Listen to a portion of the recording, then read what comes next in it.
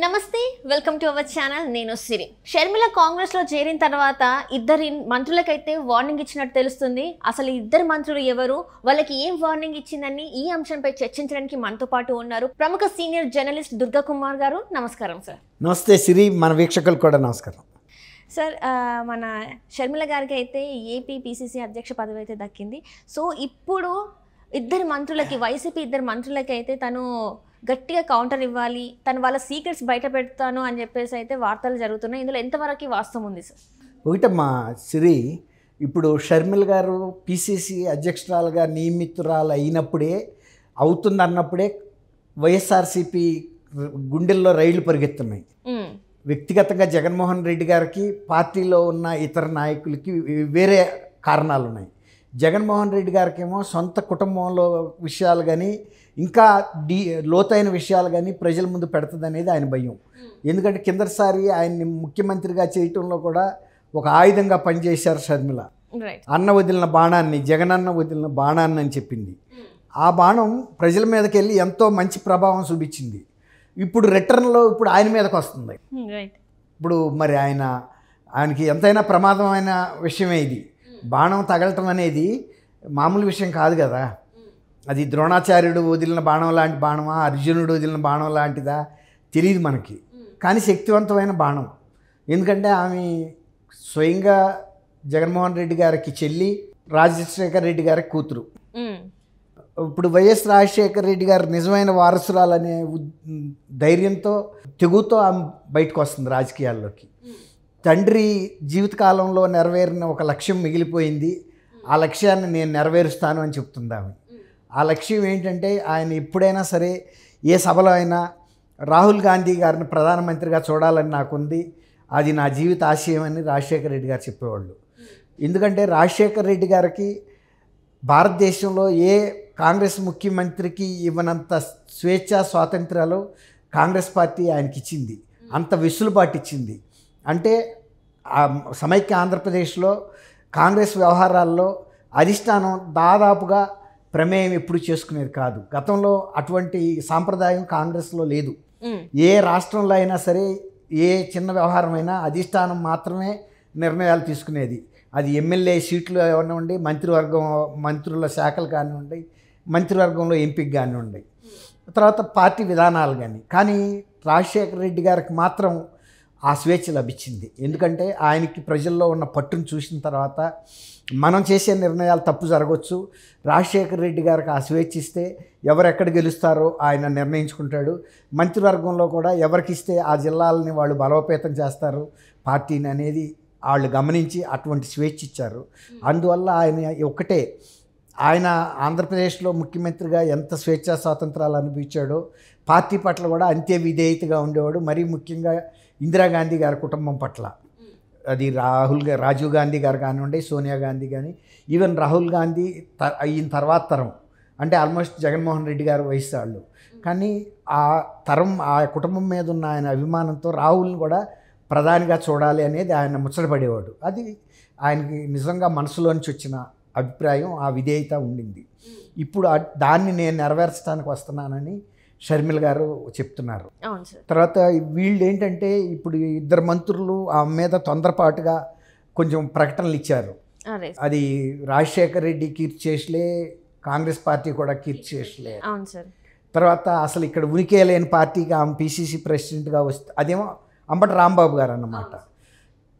ఈ గుడివాడ అమర్నాథ్ గారేమో ఈమెని అసలు రాష్ట్రంలో ఉనికే లేని పార్టీకి ఒక అధ్యక్షురాలుగా వస్తే మా పార్టీకి పోయేది ఏంటని, అసలు ఆయనకి సీటు వస్తుందో రాదో ఆయనకు తెలియని పరిస్థితుల్లో షర్మిల గారి గురించి ఆయన వ్యాఖ్యానించడం అనేది అది కరెక్ట్ కాదు. ఒకవేళ నిజంగా ఉనికి లేని పార్టీకి ఆమె అధ్యక్షురాలుగా వస్తే నువ్వు ఉలిక్కి పడాల్సిన అవసరం ఉంది, నీలో భయం ఉండబట్టికే కదా. తర్వాత బీజేపీ పార్టీ ఒకప్పుడు ఇద్దరు లోక్సభ సభ్యులు ఉండేవాళ్ళు. వాజ్పేయి గారు, మన హనుమకొండ నుంచి జంగారెడ్డి గారని బీజేపీ తరఫున. ఆ తర్వాత జరిగిన ఎన్నికల్లో బీజేపీ తనంతట తనుగా పవర్లోకి వచ్చేసింది. రాజకీయాల్లో ఒక్కసారిగానే మార్పులు జరుగుతాయి, కానీ క్రమేపీ జరగాల్సిన అవసరం లేదు. ప్రజల అభిమానాన్ని చూరగొంటే వాళ్ళ ఓన్ పార్టీయే ఉదాహరణ. అందుకు 151 సీట్లు వచ్చినాయంటే అంతకుముందు వాళ్ళు డబల్ డిజిట్లో ఉన్నారు, 23 28. అట్లా అని 150 వచ్చిందంటే ప్రజల్ని మీరు ఒక్కసారి మాకు అవకాశం ఉండని అర్థించారు. రాజవరణ ప్రభుత్వం పెడతామని రాజశేఖర రెడ్డి గారి పరపతిని కూడా ఉపయోగించుకున్నారు. తర్వాత షర్మిల గారు లాంటి యంగ్ డైనమిక్ లేడీ, ఆమె సానుభూతి వచ్చింది ఆమె బయటకు రావటం వలన. విజయమ్మ గారు బయటకు వచ్చింది. విజయమ్మ గారు అంటే కూడా గౌరవం అందరికీ ఉండింది. ఆ రోజు ఆంధ్రప్రదేశ్లో బైబిల్ పట్టుకుని వచ్చి నా బిడ్డ కాదు మీ బిడ్డ అని చెప్పింది ఆమె. మీ బిడ్డకి మీరు అవకాశం ఇవ్వండి, ఒక్కసారి ముఖ్యమంత్రి చేస్తే మీ జీవితాలు మారిపోతాయి, రాజన్న ప్రభుత్వం వస్తుంది. రాజశేఖర రెడ్డి గారి ప్రభుత్వం బాగానే పరిపాలించాడు. ఆయన ఎప్పుడు ప్రజల మీద పోలీసులతో దాష్టికాలు చేయించలేదు. తర్వాత ప్రజాస్వామ్యంగా ఎన్నికలు జరుగుతున్నప్పుడు ఆయన దౌర్జన్యాలు చేయించి పోలీస్ డిపార్ట్మెంట్ని ఉపయోగించి భయపెట్టి బ్లాక్మెయిల్ చేయించి ఉపసంహరించుకోమని చేయలేదు. తర్వాత డాక్టర్ల మీద లేకపోతే ఇతరుల మీద దాడులు చేయించాల. ప్రభుత్వ సిబ్బంది మీద ఎప్పుడు ఒక సానుభూతిగానే వ్యవహరించేవాడు. వీళ్ళు నా బిడ్డలు, నేను పోతే ఎవరిస్తారు వీళ్ళకి ఇంక్రిమెంట్ కానీ డిఏ కానీ ఏదైనా. సో ఆ ఉదారత అనేది ఆయనలో ఉండేది. అది ప్రజల పట్ల కూడా ఉండేది. ప్రజల పట్ల కూడా ఏమన్నా నిజమైన సంక్షేమ కార్యక్రమాలు ఇందులో నాకు లాభం ఎంత వస్తుందని ఈయనలాగా ఆ లెక్కలు వేసుకునేవాడు కాదు. ప్రజలకి ఎంత ఉపయోగపడుతుంది అనేది అట్లాంటి భారీ మనసు ఆయనకు ఉంది. కాబట్టి ఆ పరపతి ఉపయోగపడే వీళ్ళు ఇప్పుడు గుడివాడ అమర్నాథ్ కానీ అంబటి రాంబాబు గారు కానీ అధికారంలోకి వచ్చారు. అది రాజశేఖర రెడ్డి గారి చలవ, రాజశేఖర రెడ్డి గారి దీవెన. ఆయన కీర్తిశేషుడు అయినా కూడా ఆయనకు ఆ శక్తి ఉంది. కొంతమంది మనుషులు బతికున్న వాళ్ళకన్నా చనిపోయిన వాళ్ళకే పవర్ ఎక్కువ ఉంటుంది. అలాంటి వాళ్ళు చిరంజీవులుగా ఎప్పుడు ఉంటారు. అలాంటి చిరంజీవులు ఎన్టీ రామారావు గారు కానీ రాజశేఖర రెడ్డి గారు కానీ వాళ్ళు ఉన్నా లేకపోయినా ప్రజలు వాళ్ళకు చేసిన మంచి పనులు, వాళ్ళు ఆదరించిన తీరు, నాయకులను కానీ ప్రజలను కానీ అది ఉంటుందమ్మా. రైట్. అట్లనే ఇప్పుడు ఏంటంటే సార్, ఇప్పుడు మన ఈ ఇద్దరి మంత్రులు ఏదైతే ఇది మాటలు తూలారో, సో రేపటి రోజున షర్మిల గారు వీళ్ళకి గట్టి కౌంటర్ ఇస్తుంది అంటారా? అంటే ఏ విధంగా ఇస్తుంది? వీళ్ళ సీక్రెట్స్ ఏమైనా బయటకు రివీల్ చేసే అవకాశం ఉందంటారా?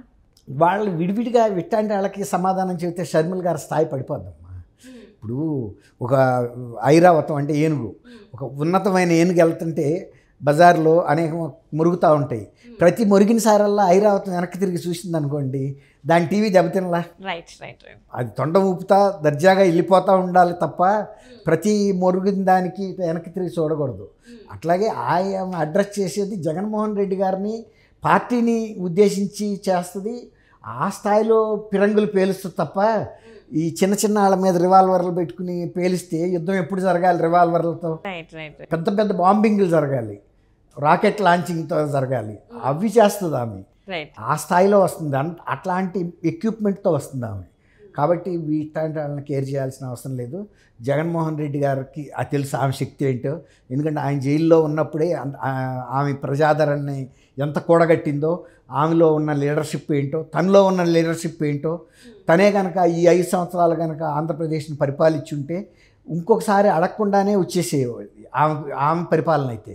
కానీ అటువంటి పరిపాలన ఏం చేయలేదు కాబట్టే ఇవాళ ఇంత భయపడి ఇన్ని నియోజకవర్గాల్లో మార్పులు చేర్పులు చేసి అంత వణికే పరిస్థితికి వచ్చాడు. తర్వాత ప్రజలు కూడా ఈ ఎట్టి పరిస్థితిలో మార్చాలని, మొన్న ఇక్కడ తెలంగాణలో బీఆర్ఎస్ని మార్చాలని ఎంత స్థిర నిర్ణయానికి వచ్చారో అంతకి 10 రెట్లు ఎక్కువ స్థిర నిర్ణయానికి ఆంధ్రప్రదేశ్ ప్రజలు వచ్చారు. ఆ నిర్ణయాన్ని ఎవరూ మార్చలేరు. ఎట్లాంటి మంత్రులు కానీ, కోడిగుడ్డు మంత్రులు కానీ వీళ్ళు ఏమీ చేయలేరు. Right sir, right. Thank you so much. Thank you అమ్మ సిరి. మన వీక్షకులకు కూడా నమస్కారం.